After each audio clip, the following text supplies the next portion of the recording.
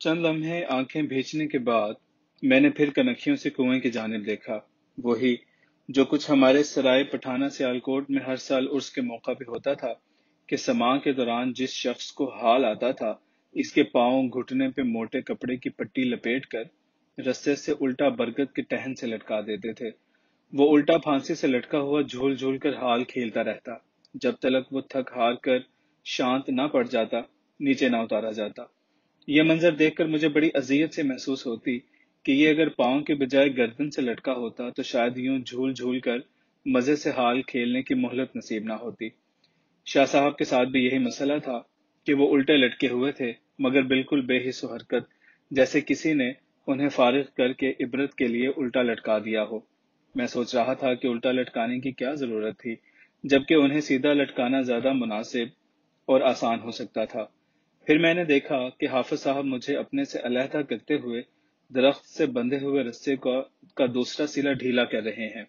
रस्सा अपने बंधे हुए बोझ से आहिस्ता आहिस्ता नीचे कुएं में उतरने लगा। मैंने धड़कते दिल से एक कदम आगे बढ़कर मुंडेर से नीचे कुएं में झांका। किसी जाहिरी बत्ती बिजली के बगैर ही अंदर इतनी रोशनी थी कि मैं कुएं की अंदरूनी दीवार, इस पे उगे हुए खुदरो पौधे और शाह साहब का धड़ धीरे धीरे नीचे खिसकता हुआ देख रहा था। अचानक मंजर बदला और सदियों पहले जुल्म और इस्तबदाद के अंधेरों में मजलूम, मकहूर और मातूब अवाम और कैदियों, मुजरिमों के लरसते कांपते तड़पते जिस्म मेरी गुनाहगार निगाहों के सामने घूमने लगे, जिन्हें बिल्कुल इसी तरह उल्टा सीधा गिरह बंद खारदार रस्सों में जकड़कर चाहे बाबुल की अथाह गहराइयों में उतार दिया जाता था, जहां घने अंधेरे, होलनाक सन्नाटे, खौफनाक हशरातुल तबक, तेजाबी दलदलें और अजियत व मौत की अकूबतें मुंह खोले इनके मुंतजिर होती, और फिर चश्मे फलक इनकी सूरत देखने को तरस जाती थी। यहीं अचानक मुझे याद आया कि इस कुएं में तो सैकड़ों हजारों भैंसें भी उतर चुकी हैं, वो कहाँ किधर गईं। इसका मतलब है कि इस कुएं के अंदर भी कोई जमानो मकान का सिलसिला है जो मेरी नजर से पोशीदा है। मैं मजीद कुछ देखने के लिए आगे मुंडेर की ऊपर झुकाई लेकर नीचे झांकने लगा। शाह साहब का धड़ अब काफी नीचे उतर चुका था।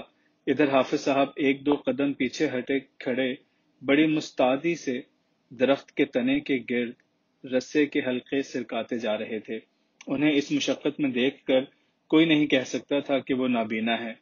क्या अंधे नाबीने ऐसे होते हैं कि वो आगे झुक कर नीचे भी झांकते जा रहे थे।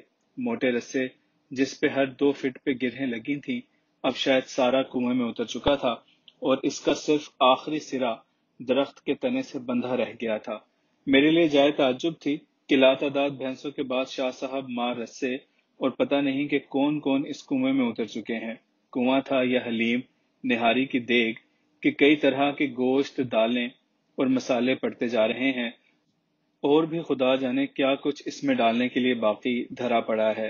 हैबत, खामोशी और पुरस्रारियत कुछ ऐसे दराई थी कि अभी तक एक लफ्ज भी मेरे मुंह से ना निकला था, और ना ही किबला हाफिज साहब ने मुझसे कुछ कलाम किया।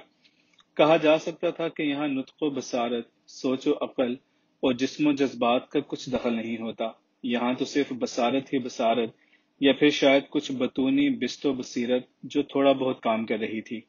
अब हाफिज साहब मेरे सामने पीठ करके बैठ से गए और हाथों से इशारा करने लगे कि मैं इनकी गर्दन के गिर्द अपने बाजू हायल करके कमर पे सवार हो जाऊं।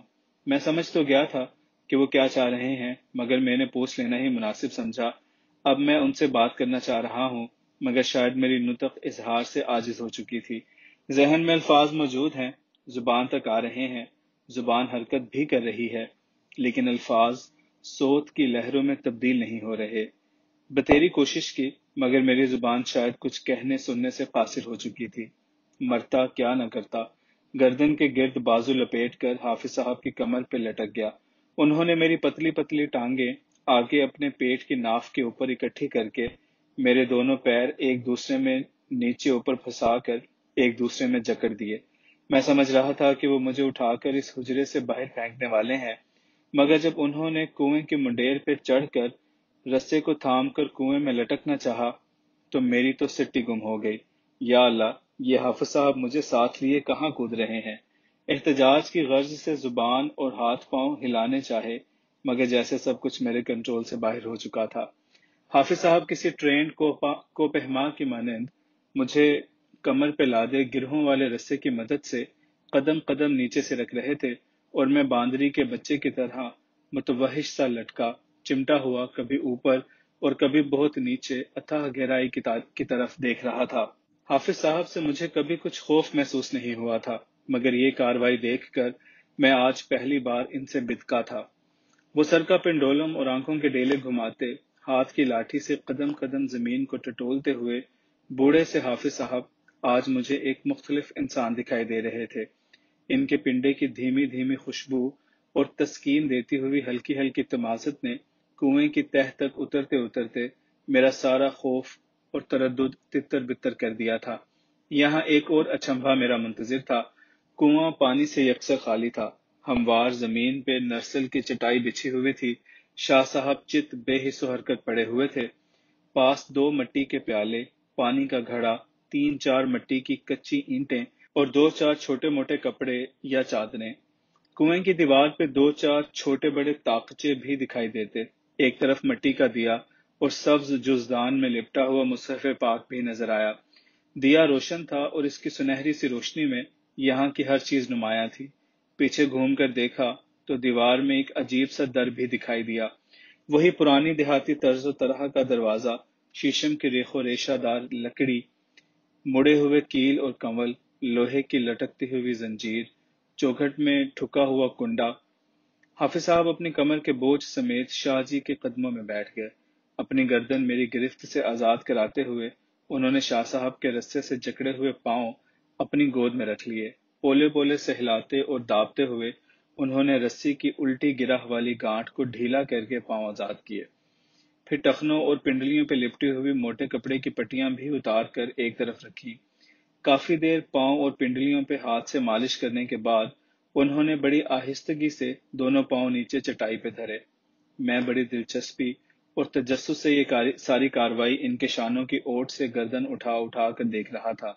اچانک حافظ صاحب میرے آگے سے اٹھے اور سامنے دیوار کے تاخچہ سے کپڑے کی ایک پوٹلی اٹھا کر لائے۔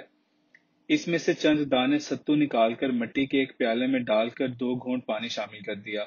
پیالہ پاس دھر کر انہوں نے اب شاہ صاحب کا سر اپنے زانوں پہ رکھ کر گیلے ہاتھ سے ان کے ماتھے، چہرے اور آنکھوں کو تر کیا۔ دوسرے ہاتھ سے ان کے شانے دابنے لگے تھے۔ میرے جی میں یوں آئی کہ میں پاس سرک کر ان کے پاؤں سہلانے لگا۔ ہم دونوں جیسے کسی بے ہوش انسان کو ہوش میں لانے کے جتن کر رہے تھے۔ ہم دونوں کی نگاہیں شاہ صاحب کے پیلے پھٹک چہرے پہ ٹکی ہوئی تھیں، جس پہ شاید دھیرے دھیرے زندگی کی رمق پیدا ہوتی دکھائی دے رہی تھی۔ پھر ان کے لبوں کے کناروں پہ ہلکی سی جنبش دکھائی دیتے ہوئے حافظ صاحب نے انہیں لب ہلائے بغیر السلام علیکم ورحمۃ اللہ وبرکاتہ کہا۔ عجیب بات کہ آواز مجھ تک پہنچ رہی تھی لیکن ان کے لب تک نہیں ہلے۔ اب شاہ صاحب کی آنکھوں کے بند پپوٹوں میں حرکت سی پیدا ہوئی اور چہرے کا رنگ بھی جیسے آہستہ آہستہ بدلتا جا رہا ہو۔ میرے ہاتھ ان کے پاؤں پہ تھے۔ میں نے محسوس کیا کہ رگوں میں جیسے خون کی روانی تیز ہو گئی ہو اور جسم بھی زندگی کی حرارت پکڑتا جا رہا ہو۔ تھوڑی دیر بعد شاہ صاحب نے بھی لب ہلائے بغیر وعلیکم السلام ورحمۃ اللہ وبرکاتہ کہا۔ کنویں میں شاہ صاحب کی آواز کا آہنگ کچھ یوں گرداب کی طرح گھوما کہ کنواں وعلیکم السلام وعلیکم السلام وعلیکم السلام کی باز گشت سے گونجنے لگا، بالکل ایسے ہی جیسے وعلیکم السلام کی ٹیپ ریکارڈر آگے پیچھے دائیں بائیں مختلف ایکو سے جاگ پڑے ہوں۔ کچھ سمجھ میں نہ آیا کہ ایسا کیسے ہو رہا ہے۔ یہاں نیچے اس کنویں اور اوپر حجرے میں کان، آنکھ، زبان، سوچ، عقل، خیالات، یہ سب اعضاء اور حسیات بیکار کیوں ہو گئی ہیں؟ یہ کون سی دنیا ہے؟ پھر یوں سمجھ میں آیا کہ جیسے ہم اپنی ظاہری ذات اور دکھائی دینے والی زمین کے باطن میں اتر آئے ہیں۔ یہاں ظاہر ختم ہو جاتا، صرف باطن باقی رہتا ہے۔ جیسے کعبۃ العرش اور ہے، کعبۃ الارض اور ہے، اندر اور ہے، باہر اور ہے، اسی طرح ایمان، ایقان اور انسان کے ظاہر و باطن۔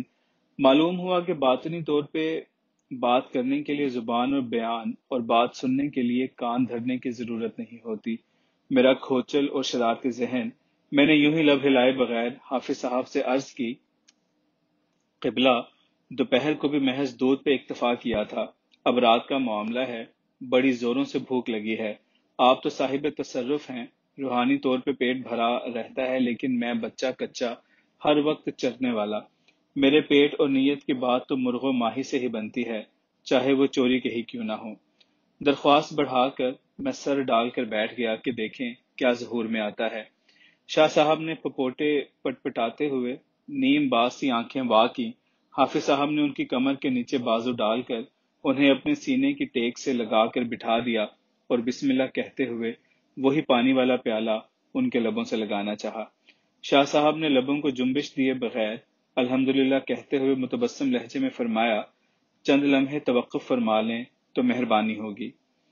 اسی لمحہ پاس پڑے ہوئے رستے میں حرکت ہوئی، اسے جیسے کوئی اوپر سے کھینچ رہا تھا۔ پھر تھوڑی دیر بعد اسی رستے سے بندھی ہوئی ایک پوٹلی نیچے آئی۔ وہ ایک کندوری تھی جس میں سے بھاپ نکل رہی تھی کہ جیسے گرم گرم کھانا دیگچی سے نکال کر فوراً اس میں باندھ دیا ہو۔ وہ غیب سے اتری ہوئی کندوری عین میری ناک کے نیچے دھری پڑی تھی، اور میں اسے یوں حسرت بھری نظروں سے دیکھ رہا تھا کہ جیسے یہ کوئی جادو کی پٹاری ہو اور کوہقاف سے کوئی جن اسے یہاں پھینک گیا ہو۔ نگاہیں اٹھا کر دیکھا تو حافظ صاحب اور شاہ صاحب میری طرف دیکھ رہے تھے۔ ان کے اذن میں سے میں نے کندوری کی پوٹلی کو رسے کے چنگل سے آزاد کیا۔ گرم گرم کھانے کے تصور اور کندوری سے اٹھتی ہوئی اشتہا انگیز مہک نے میرے اندر کے ندیدے بھوکے کو مشتعل سا کر دیا تھا۔ اپنے آپ ہی میری زبان ہونٹوں پہ پھرنے لگی، نتنوں میں پھڑ پھڑاہٹ سی پیدا ہوئی، جسے یقیناً حافظ صاحب نے بھی دیکھ لیا ہوگا، اور اسی لیے تو انہوں نے فوراً مجھے وہ کندوری کھولنے کا حکم دیا۔ عجیب سے موٹے کپڑے کی بڑی سی کندوری جو چاروں کونوں سے ضربی گانٹ سے بندھی ہوئی تھی، گرا کھلتے ہی اندر سے کھلے منہ والا لکڑی کا ایک برتن برآمد ہوا۔ اس کا عجیب سی ساخت کا ڈھکن بھی سیاہ سی لکڑی کا بنا ہوا تھا۔ ڈھکن اٹھایا تو ایک خانے میں مرغی کا بھنا ہوا چوزا، دوسرے خانے میں سینکی ہوئی کستورا مچھلی، اسی طرح تیسرے میں بگاڑ لگے زعفرانی چاول، اور چوتھے میں کاغذتانی تافتان کے 4 برابر تکونے ٹکڑے۔ میں ہکا بکا سا اس نعمت غیبی کو دیکھ رہا تھا، جو دنیا کے کسی 5 اسٹار ہوٹل سے تو نہیں، البتہ جنات کے کسی نعمت خانے سے ہی اس طرح کے عجیب و غریب خصوصی توشہ دان میں گرما گرم تازہ بتازہ مختلف انواع کے لذیذ و نفیسہ کھانے نصیب ہو سکتے ہیں۔ ایسی ہتھیلی پہ سرسوں جمانے والی بات کہ میں نے فقط سوچا تھا، لب تک نہیں ہلائے تھے، اور جو مانگا تھا وہ چشم زدن میں من و سلوا کی مانند اوپر سے آ ٹپکا۔ شاہ صاحب کے اشارے پہ میں نے چاولوں کا ایک لقمہ اپنے منہ میں رکھا، ادھر حافظ صاحب نے وہی دلیا اور پانی والا پیالہ شاہ صاحب کے ہونٹوں سے لگا دیا۔ چاولوں کا ہلکا سا لقمہ میرے حلق سے نیچے اترا، میرے تو 14 طبق روشن ہو گئے۔ ندیدوں کے مانند میں کھانے پہ دونوں ہاتھوں سے ٹوٹ پڑا۔ بھنا ہوا بچہ مرغ، تافتان، خستہ مچھلی، چاول، جو کچھ بھی سامنے تھا، آنن فانن سب کچھ ہڑپ کر گیا۔ اس دوران میں نے ایک پل کے لیے بھی حافظ صاحب اور شاہ جی کی جانب نہیں دیکھا تھا۔ یہ باریک نکتہ میں بہت پہلے سے ہی جان چکا تھا۔ جب ہم حافظ منہے کے ساتھ ختم قرآن، مولود شریف یا کہیں 10ویں 40ویں پہ محض کھابے کھانے کے لیے ساتھ ہو لیتے تھے کہ جب بھی 2-4 لوگوں میں کھانے کے لیے بیٹھو تو اپنی پوری توجہ بوٹیوں اور روٹیوں پہ مرکوز رکھو، ادھر ادھر دھیان مت دو۔ ذرا سی نظر چوکی کہ ادھر بوٹی اڑی، کوئی لاکھ متوجہ کرے، باتوں میں لگائے، آنکھوں سے گھورے، کسی کو درے خورے اعتنا ہی نہ سمجھو، ڈھیٹ بنے دسترخوان کی صفائی پہ جٹے رہو۔ میں یہاں اس وقت بھی اپنا یہی اصول طریقہ اختیار کیے ہوا تھا۔ توشہ دان کے چاروں پیندے صاف کر کے اب مجھے اس لذیذ کھانے کی تہ بٹھانے کے لیے پانی کی ضرورت محسوس ہوئی تو کنکھیوں سے حافظ صاحب اور شاہ جی کی جانب دیکھا۔ حافظ صاحب نے توشہ دان کے پیندے میں پانی کو تلاش کرنے کا حکم دیا۔ پیندے میں پانی؟ میری سمجھ میں کچھ نہ آیا۔ خالی توشہ دان کو الٹ پلٹ کر دیکھا تو نیچے کنارے کے ساتھ ایک ابھرا ہوا پھول دکھائی دیا۔ یوں ہی اسے ہلکا سا دبایا تو پتلی سی یخ بستہ پانی کی دھار برآمد ہوئی۔ جھٹ توشہ دان اٹھا کر منہ سے لگایا۔ اس ٹھنڈے میٹھے پانی کا بھی اپنا ایک الگ ہی سواد تھا۔ خوب سیر ہو کر پیا اور اس خالق و رازق کا شکر بجا لایا جو زمین کے اندر پتھر میں کیڑوں کو ان کی ضرورت کے مطابق رزق بہم پہنچاتا ہے، اور جو کنویں کے اندر اپنے بندوں کے لیے ان کے پسندیدہ کھانے خوابوں کے وسیلے پیدا فرماتا ہے۔ اسی پانی سے منہ ہاتھ صاف کیے اور اسی کندوری سے ہی خشک کیے۔ حافظ صاحب نے شاہ جی کو چوگا بھر پانی میں بھیگے ہوئے ستو دلیا کھلا کر کنویں کے فرش پہ لٹا دیا تھا اور پانی کا گھڑا پاس گھسیٹ کر انہیں وضو کرانے کا جتن کرنے لگے تھے۔ کھانا کھانے کے بعد طبیعت میں جو آسودگی در آتی ہے، اسی سے غنودگی پیدا ہوتی ہے۔ تو عام کے بعد ہر کسی کا جی چاہتا ہے کہ وہ گھڑی دو گھڑی پاؤں پسارے ذرا کہ ذرا قیام کر لے۔ کچھ ہلکی بھاری نیند کی ٹکی بھی لے لیتے ہیں اور کچھ لوگ لمبے قیلولے میں اتر جاتے ہیں۔ یہ خدائی نعمت جو یقیناً کسی انسانی وسیلے ہیلے سے تعلق نہیں رکھتی تھی، کھا پی کر میرا بے سدھ و بے ہد ہونا ایک منطقی امر تھا۔ میری آنکھیں آہستہ آہستہ خود بخود مندنے لگی تھیں۔ نیند اجل کی چھوٹی بہن اور سکر کی چھوٹی بھانجی ہوتی ہے۔ بس اسی چھوٹی سی بھانجی نے اپنے ننھے ننھے کومل ہاتھوں سے سہلا سہلا کر مجھے لڑکا دیا۔ میں وہی توشہ دان والی کندوری سر پہ لپیٹ کر کنویں کی دیوار سے لگ گیا۔ حواس بیدار ہوئے تو میں اندھیرے کی قبر میں لیٹا ہوا تھا۔ چند ثانیے اسی نیم بیداری میں گزر گئے۔ پوری طرح آنکھیں کھلنے کے بعد بھی جب اندھیرا نہ چھٹا تو لاشعوری طور پہ خود بخود ہاتھوں نے چہرے پہ پڑا ہوا کپڑا اتار دیا۔ گدرائی ہوئی رت، ٹھنڈی پروائی اور چڑیوں کے چہچہوں نے مجھے مکمل طور پہ بیدار اور ہوشیار کر دیا تھا۔ آنکھیں کھلتے ہی جو پہلا منظر دیکھا وہ وہی شیشم کا درخت اور اس کے ٹہن ٹہنیاں، صبح دم کے پرندے۔ ہلکی سی گردن اٹھا کر دیکھا تو طلوع آفتاب کا سنہرا غبار بھرا اجالا ایک جادو سا جگائے ہوئے تھا۔ اب میں ہتھیلیاں زمین پہ ٹکا کر ذرا سا اٹھا اور ارد گرد کا جائزہ لیا۔ وہی جگہ تھی جدھر ایک روز پہلے یا ایک صدی پہلے میں اور حافظ صاحب بھری دوپہر میں بیٹھے ہوئے تھے، اور جہاں اچانک حافظ جی نے مجھے اپنی گود میں گھسیٹ کر اوپر اپنی چادر ڈال دی تھی۔ دھپ دھپ جیسے جنگلی بھینسوں کا کوئی بہت بڑا ریوڑ ہمارے اوپر سے گزر رہا ہو۔ پھر پیاس محسوس ہونے پہ حافظ جی نے ایک عجیب و غریب برتن میں دودھ منگوا کر پلایا تھا۔ پینے کے بعد یوں محسوس ہوا جیسے صدیوں کی بھوک پیاس ختم ہو گئی ہو۔ انگ انگ خمار سے بھر گیا، روح تک سرشار ہو گئی تھی، اور پھر میں اپنے آپ سے بے خبر ہو گیا تھا۔ ذرا ذہن پہ زور دیا تو یاد آیا کہ پھر میں شام ڈھلے ذخیرے کے اندر حجرے سے باہر ایک گھنے درخت تلے پڑا تھا کہ اچانک زمین کانپنے لگی۔ دیکھا تو وہی بھینسوں کا ایک بہت بڑا اژدہام بڑی تندہی، تراری اور وحشت و بربریت سے دمے اٹھائے نتنوں سے دھواں اور آنکھوں سے شعلے اگلتا ہوا حجرے کی جانب امٹا چلا آ رہا ہے۔ پھر میرا اندر گھسنا، حافظ صاحب کا شاہ صاحب کے کنویں کے اندر اتارنا، مجھے اپنی کمر پہ لاد کر نیچے لے جانا، اور پھر مجھے بھوکا محسوس ہونا، اوپر سے نیچے کھانا پہنچنا، کھانا کھا کر پھر پہلے کی طرح میرا بے سود سا ہو جانا اور اب ہوش میں آنا۔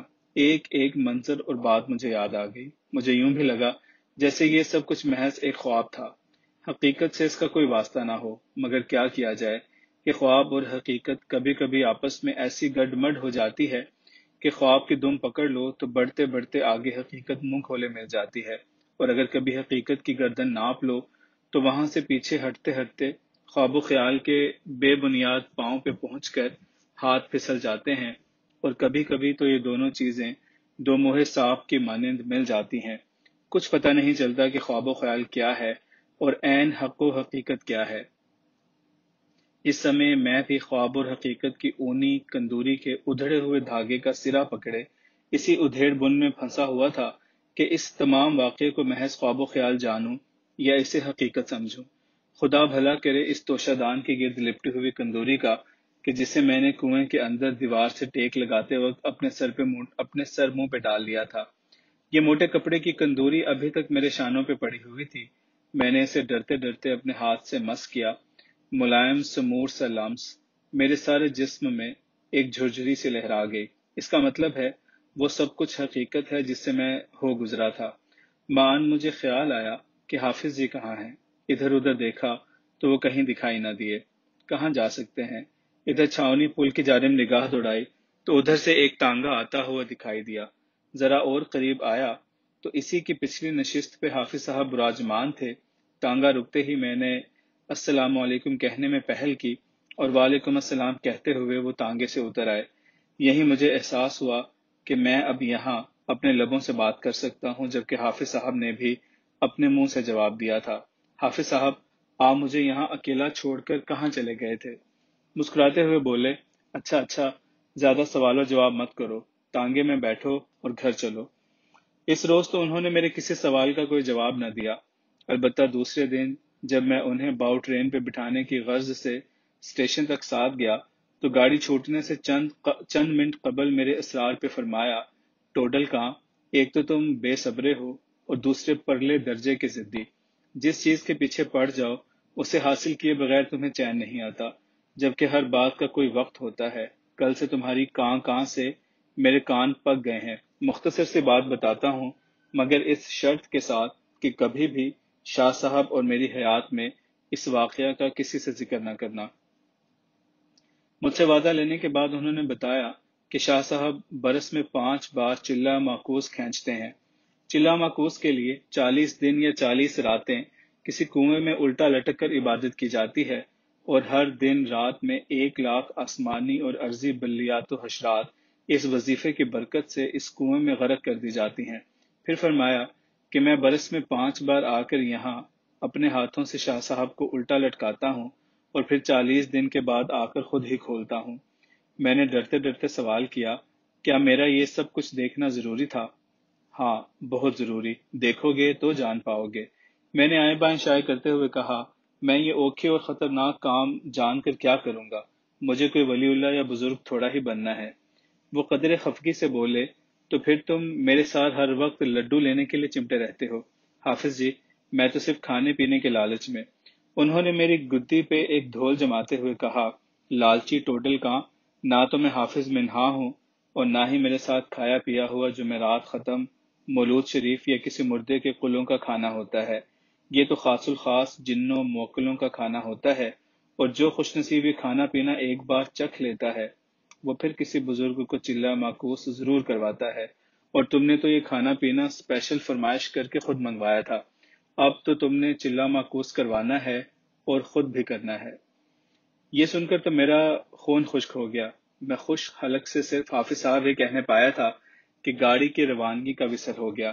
حافظ صاحب اٹھتے ہوئے بولے، ٹوڈل کہاں؟ اب کچھ نہیں ہو سکتا، اب تو تمہارا کنویں میں لٹکنا لکھا جا چکا ہے۔ وہ گاڑی کے پائیدان پہ پاؤں ٹکاتے ہوئے کہنے لگے، تم نے وہ چڑیا کوے کی کہانی تو سنی ہوگی، جس میں ساجھے کی کھچڑی پکانے میں چڑیا بے ایمانی کر جاتی ہے اور خود ہی ساری کھچڑی چٹ کر کے ہنڈیا میں ہگ مود کر خود چکی کے نیچے چھپ جاتی ہے۔ کوا بیچارہ صورتحال کو جان کر سخت تاؤ میں آتا ہے اور ایک لوہے کا چمٹا گرم کر کے چکی کے نیچے چڑیا کی دم کو داغتا ہے، تو چڑیا شور مچاتی ہوئی باہر نکلتی ہے کہ ہائے ہائے میری دم جلی، تو کوا جواب دیتا ہے، کیوں پرایا کھچڑا کھایا۔ یہ سن کر میری تو حواس سرک گئی۔ اب میں کیا کہتا اور کیا سنتا؟ گاڑی سرک رہی تھی، میں سرکتی گاڑی کے ساتھ چل رہا تھا۔ حافظ صاحب دروازے میں ہی کھڑے تھے۔ گاڑی کی رفتار بڑھی تو اللہ نگہبان کہہ کر بآواز بلند فرمایا، ٹوڈل کہاں؟ وہ کندوری والا رومال سنبھال کر رکھنا اور اپنے وعدے پہ قائم رہنا۔ اس ملاقات کے ٹھیک 7 روز بعد حافظ صاحب جمعہ کے روز صبح کی نماز ادا کرتے ہوئے آخری رکعت میں اپنے خالق حقیقی سے جا ملے۔ گجرات سائیں کاموں والی سرکار کے قبرستان میں دفن ہوئے۔ یہ لکھنا بھی شاید مناسب ہوگا کہ حافظ صاحب کے پردہ فرمانے کے 1.25 مہینے بعد مجھے کھروٹا سیداں سے سید معصوم علی شاہ اویسی نقش بندی سرکار کا بلاوا آ گیا تھا کہ سر ڈھانپ کر پہنچو۔ ظاہر ہے سر ڈھانپنے سے مراد یہ تھی کہ کندوری والا رومال لے کر پہنچو، اور وہاں پہنچنے کا مطلب تو آپ سمجھ ہی گئے ہوں گے۔ بات اجمیر شریف کی درگاہ میں گانے بجانے والی کالی کلوٹی لڑکی رکمنی کے اندھے باپو دتو مل کے اندھے پن سے شروع ہوئی تھی کہ میں اور سیٹھ مصطفیٰ علی خان رکمنی کی دعوت پہ اس کے گوٹھ شاملیر جاتے ہیں، اور جانے کا مقصد رکمنی کی پراسرار شخصیت اور اس کی ناک میں الوری فیروزہ جڑے چاندی کے بلاک کے بارے میں جانکاری حاصل کرنا تھی۔ رکمنی کا اندھا باپو ادھر جے پور کی ایک مشہور طرح دار نرتکی چمپاوتی کرناٹکی کا پکھاوجی تھا۔ چمپاوتی جہاں اپنے حسن و جمال، عشوہ و غمزہ اور نرت و گائکی میں ایک دانہ گوہر تھی، وہیں وہ اپنے اثر و رسوخ، دولت، محلوں اور حویلی چوباروں کے معاملے میں بھی ایک نمایاں شہرت رکھتی تھی۔ اسے ہیرے موتی پہننے اور جمع کرنے کا بھی جنون کی حد تک شوق تھا۔ اس نسبت سے وہ جے پور، جودھ پور، اجمیر، احمد آباد، ممبئی اور کلکتہ مدراس کے بڑے بڑے جوہریوں اور صرافوں کی منظور نظر ٹھہری تھی۔ بڑے بڑے دولت مند سیٹ اس کی محبت کا دم بھرتے اور اس کی چشم التفات کے منتظر رہتے۔ وہ بھی ایک کائیں طوائف زادی تھی، مطلب کہ آسامی کی گود دم کی دم آباد کرتی اور باقیوں کو طرح دے جاتی۔ جواہرات اکٹھے کرنے کے جنون میں اس نے بڑے بڑے بیش قیمت اور نادر لال اور جواہر جمع کیے ہوئے تھے، مگر وہ جو کہتے ہیں کہ مال و دولت اور اولاد فتنہ، اولاد پیدا کرنے کے دن نہیں تھے، البتہ مال و دولت اور ہیرے جواہرات ہی اس کے لیے فتنہ ہو سکتے تھے۔ اگر خوش نظری سے دیکھا جاتا تو مال و جواہر سے کہیں بڑھ کر اس کے پاس حسن و شباب کا سرمایہ تھا، مگر شاید بیش قیمت ہیرے موتیوں کی آب و اہمیت کے سامنے اس کے حسن و شباب کی دل پذیری مان پڑ گئی تھی۔ وہ تو خاص و عام جلسوں مجروں میں بھی ہزاروں لاکھوں کے قیمتی ہیروں، موتیوں اور زیورات سے لدی پھندی رہتی تھی۔ راجستھان کے وسیع و عریض علاقے میں اکثر وہ صحرائی ٹھاکروں، قبیلہ بند راجپوتوں کے ہاں مدعو کی جاتی اور خوب گٹھڑیاں باندھ دولت سمیت کر لوٹتی۔ اس کے راجستھانی کٹاری کی دھار ناک کی دائیں طرف ایک انتہائی نادر و نایاب الوری کچے فیروزے کا دانہ، جسے اصیل پارکھوں کی خاص اصطلاح میں ابابیل کا آنسو کہتے ہیں، چاندی کے بلاک میں جڑا ہوا تھا اور بائیں جانب نتھنے میں سچے کالے موتی کی نتھ جھولتی رہتی تھی۔ پہلے ذکر ہو چکا ہے کہ ایسے ہی ایک صحرائی سفر میں چمپاوتی صحرائی لٹھ ماروں کے ہتھے چڑھ گئی۔ چمپاوتی نے موقع پا کر اپنے سازندے دتو مل، جو اس کے بھروسے کا آدمی تھا، کو اپنا فیروزے والا بلاک اتار کر دیتے ہوئے تاکید کی کہ یہ بلاک وہ اپنے پاس سنبھال کر رکھے اور میرا 1 مہینہ انتظار کرے۔ اگر میں واپس نہ پہنچوں تو اس بلاک کو اجمیر شریف خواجہ پیا کی پرشاد والی دیگ میں ڈال دے۔ اسے کچھ کہنے سننے کا سمے ہی نہیں ملا تھا۔ ڈاکو اسے مال و زر سمیت سانڈنیوں پہ ڈال کر لے گئے۔ یہ 6-7 خانہ زاد، طبلے، سارنگیاں اور دوسرا تام جھام اٹھائے ہاتھ جیبیں جھاڑتے ہوئے کسی نہ کسی طور واپس جے پور پہنچ گئے۔ پھر وقت نے کسی ہر جائی اور فتنہ توز معشوقہ کی مانند انگڑائی لی۔ ادھر لیل و نہار نے کسی بے وفا کے تیوروں کی طرح اپنے طور بدلے اور پھر ماہ و سال کی گردشوں نے دتو مل کو بوڑھا، ناکارہ اور اندھا کر دیا۔ دتو کی جوروں کی ناک میں پڑا ہوا یہ بلاک کبھی میلا کچیلا اور بوسیدہ سا ہو گیا تھا۔ ویسے بھی اس کی نظر میں اس کی اہمیت 2-4 آنے کی چاندی سے زیادہ اور کچھ نہ تھی۔ بلاک کے درمیان مسور کی دال کے دانے برابر جڑا ہوا فیروزہ بھی اس کے لیے محض مکھی موم کا موتی یا کانچ کا ٹکڑا ہی تو تھا۔ اس جیسے رنگین شیشے کانچ کے نگینے اور سیپوں کے ستارے ان کی سارنگیوں، تان پوروں، مجیروں کے پنجوں یا کٹاروں کے دستوں اور خول تانوں میں لگے جڑے ہوئے ہوتے ہیں۔ لٹنے والی چمپاوتی نے معلوم نہیں کس نیت سے کہہ دیا تھا کہ اسے خواجہ پیا کی پرشاد والی دیگ میں ڈال دینا، اور جب جورو نے پہنا تو اس نے سوچا اچھا ہوا کہ یہ بھی کسی ٹھکانے لگ گیا۔ غریبوں، محنت کشوں اور ڈوب مسلیوں کے گروندوں کی چھتوں پہ 12 مہینے ہی ساون کی جھڑیاں لگی رہتی ہیں، یعنی بھوک پیاس، ننگ ندیدی ان کا پیچھا کبھی نہیں چھوڑتی۔ فیروزے والا بلاک پہن کر وہ مشکل سے 2-4 روز ہی خوش رہی ہوگی۔ اس کے بعد چل سو چل گوٹھ کے ہر چولہے کی راکھ اس کے سر پڑنی شروع ہو گئی۔ کبھی باری کا تاپ تو کبھی ہیضہ، بدہضمی، ان سے جان چھوٹتی تو دمہ کھانسی کی پھانسی اسے بے حال کر دیتی۔ ایک روز باڑے میں اونٹ کے آگے ہردا دھرنے گئی تو اونٹ بغلود کر رہا تھا۔ حلق سے گردن کی آنت غبارے کی مانند کھلائے، مستی اٹھائے وہ رکمنی کی میاں کی جانب بڑھا۔ وہ کیا جانتی کہ یہ اونٹ نہیں، مریتو کی چھایا مرت ہے جو اس سمے اس کا پیچھا کر رہی ہے۔